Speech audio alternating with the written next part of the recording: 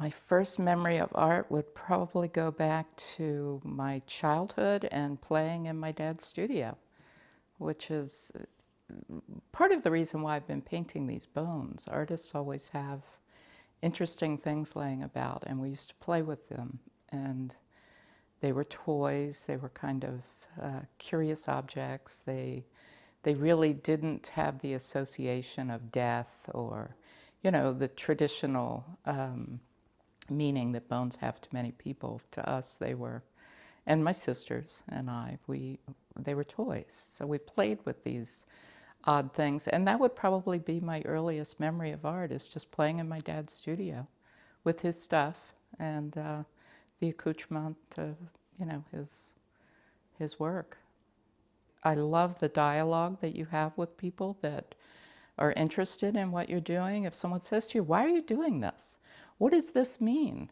Why did you paint that dress?" I had a woman who bought a painting last year. It was a painting that I did of a First Communion dress.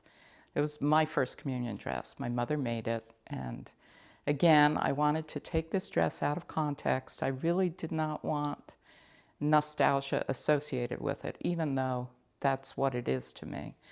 And she looked at the dress and she said, "What is that dress? It's just hanging in space." And I said, "Well, it's my First Communion dress."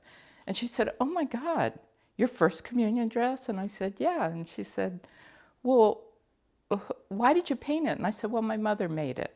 And tears just started running down her face. And she said, "Oh, I have to have this." It moved her.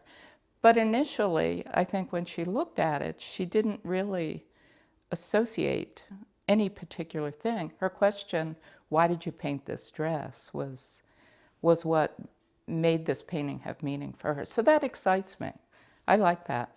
I'm thrilled when someone can look at my work and relate to it in that way.